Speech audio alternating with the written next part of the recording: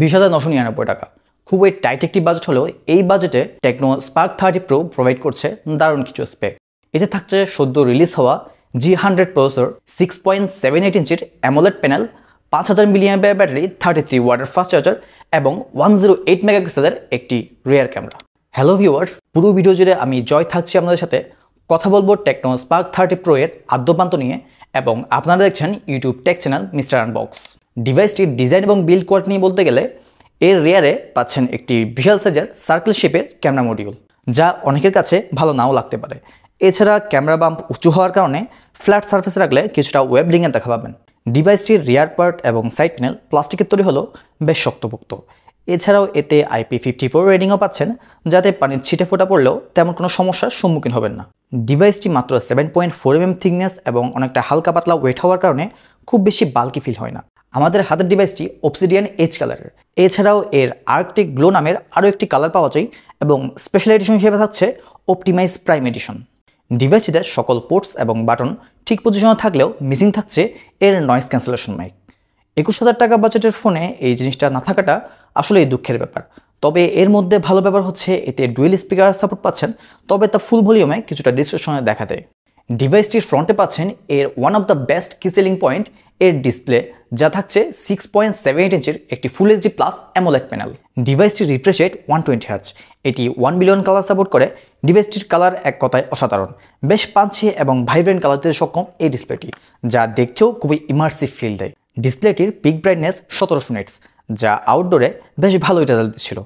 ডিসপ্লেটির content watching এক্সপিরিয়েন্সও আমার কাছে যথেষ্ট ভালো বলে মনে হয়েছে। এছাড়া ডিসপ্লেটির টাচ রেসপন্সে কোনো সমস্যা দেখা পায়নি। ডিসপ্লেটির তিন পাশের বেজেল সিমেট্রিক্যাল হলেও লোয়ার চিন খানিকটা বড় বলে মনে হয়েছে, যেটি আরেকটু ছোট হলে ডিসপ্লেটি দেখতে আরও বেশি ভালো দেখাতো।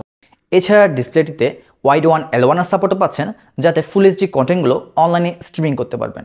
সিকিউরিটি হিসেবে ডিভাইসটিতে সফটওয়্যার বেস ফেস আনলক পাচ্ছেন এবং ইন ডিসপ্লে ফিঙ্গারপ্রিন্টও পাচ্ছেন। দাম বিবেচনায় এর স্পিড যথেষ্ট ফাস্ট লেগেছে আমার কাছে, তবে কিছুটা অ্যানিমেশন ডিলে পাচ্ছিলাম। এবার কথা বলবো ডিভাইসটির পারফরমেন্স নিয়ে। এতে পাচ্ছেন সদ্য রিলিজ হওয়া Helio G100 প্রসেসর, যা 6 nm ফেব্রিকেশনে তৈরি।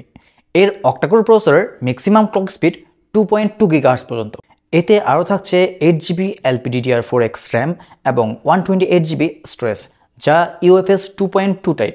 এখানে স্টোরেজ 256GB ইউজ করলে আরও বেটার হতো বলে মনে করছি। জিপিইউ সেকশনে এতে পাচ্ছেন Mali G57 MC2। প্রসেসরটি মূলত G99 এর একটি আপগ্রেডেড ভার্সন, যেটি এই ডিভাইসটিকে খুব ভালোভাবে হ্যান্ডেল করতে পারছে। অ্যাপস ওপেনিং এবং ক্লোজিং টাইম বেশ ডিসেন্ট বলে মনে হয়েছে। এছাড়া 7-8টি অ্যাপস একসাথে রান করলেও কোনো সমস্যা হচ্ছিল না। ডিভাইসটি রান করছে iOS 14.5 অপারেটিং সিস্টেমে, যা একটি Android 14 based operating system. UI পারফরমেন্সে কোনো ধরনের ল্যাগিং বা স্টার্টারের দেখা পাইনি। এছাড়া 120 হার্জ রিফ্রেশ রেট থাকার কারণে বেশ ফ্লুয়েন্ট লাগছিল এর পারফরমেন্স। ডিভাইসটির বেঞ্চমার্ক টেস্ট করেছিলাম, যেখানে অ্যান্ড্রয়েডে প্রায় 4 লক্ষের চেয়ে কিছুটা বেশি স্কোর রয়েছে।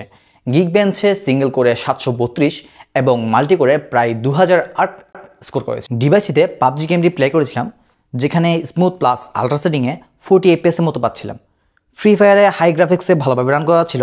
এছাড়া Asphalt 8 এবং সাবওয়ে সার্ফারের মতো 2D গেমগুলো স্মুথলি প্লে করতে পারবেন। ক্যামেরা সেকশনে এই রিয়ারে পাচ্ছেন 108 মেগাপিক্সেল রিয়ার ক্যামেরা এবং ফ্রন্টে পাচ্ছেন 16 মেগাপিক্সেলের সেলফি ক্যামেরা।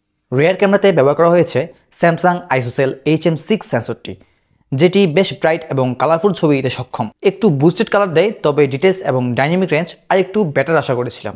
ওভারঅল বলতে গেলে সোশ্যাল মিডিয়া ফ্রেন্ডলি ছবি পাচ্ছিলাম। পোর্ট্রেট মোডের ছবি মোটামুটি ভালো, তবে এক্সট্রিম কন্ডিশনে সাবজেক্ট সেপারেশন নিয়ে কিছুটা হিমশিম খাচ্ছিল। ফ্রন্ট ক্যামেরার ছবি ডিসেন্ট বলা যায়, তবে ছবিতে কিছুটা ওয়ার্ম টোন পাচ্ছিলাম।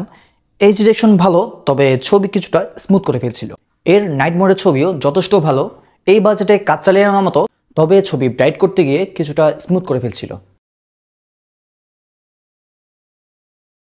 ডিভাইসটিতে মেনশন করার মতো আরও কিছু স্পেশাল ফিচার পাচ্ছেন, যার মধ্যে উল্লেখযোগ্য হলো এতে ইনফ্রারেড সেন্সর পাচ্ছেন, NFC এর সুবিধা পাচ্ছেন, এতে AI পাওয়ার অ্যাপ্লিকেশন ব্যবহারের সুবিধাও পাচ্ছেন।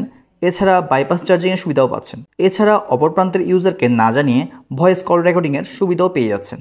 ডিভাইসটিকে পাওয়ার আপ করতে যাচ্ছে 5000 mAh ব্যাটারি এবং 33 ওয়াটের ফাস্ট চার্জার, যেখান থেকে প্রায় 7 ঘন্টার মতো এসওটি পাচ্ছিলাম, যা একজন রেগুলার ইউজারের কাছে প্রায় একদিনের কাছাকাছি ব্যাকআপ পেয়ে যাবেন। এছাড়াও এর 33 ওয়াটের ফাস্ট চার্জার ফোনটিকে খুবই দ্রুত চার্জ করতে পারছিল। এই ছিল ডিভাইসটির কিছু ভালো এবং মন্দ দিক। আমাদের ভিডিওটি ভালো লাগলে অবশ্যই লাইক এবং শেয়ার করবেন। কোনো কিছু জানার থাকলে কমেন্ট বক্সে অবশ্যই কমেন্ট করবেন। এছাড়া আমাদের আপডেট ভিডিও পেতে অবশ্যই আমাদের চ্যানেলটি সাবস্ক্রাইব করবেন এবং পাশে থাকা বেল আইকনটি ক্লিক করতে মোটেও কার্পণ্য করবেন না। আজ এ পর্যন্তই। ভালো থাকবেন, সুস্থ থাকবেন।